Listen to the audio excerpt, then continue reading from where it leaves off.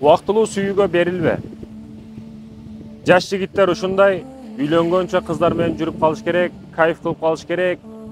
Үйлөнгөндөн кийин болду, кармалдың, тутулдуң деген түшүнүктөрү бар да кээ бирөөлөрдүн. Ошол никеге чейин, үйлөнгөнгө чейин кыздар менен жүрдүң, ал кызды чындап алдадың, жүрөгүнө кирдиң, ал сени сүйдү, чындап ашык болуп калды дейли, сүйүп калды дейли.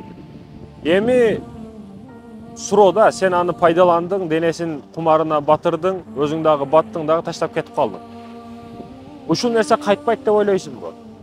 Ал сотко бере албайт, ата энесине айта албайт. Мен кыздыгымды мынандай болду, андай болду деп эч кимге айта албайт байкуш. Эми ушул нерсе сага кайтпайт деп ойлойсуңбу? Ол сотко арыз жазат, буга арыз жазат, андай маселени кыла албайт бул деп ойлойсуңбу?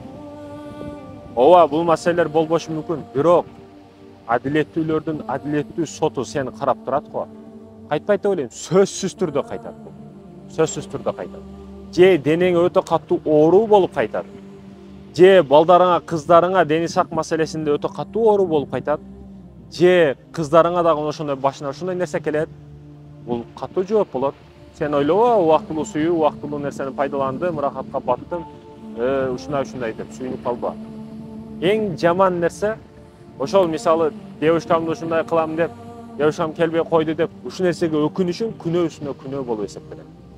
Келбей калганы жакшы, кетип калганы жакшы, ажырашып кеткениңер жакшы. Девушка кыз жигит болуп жүрбөгүлө, бул арам.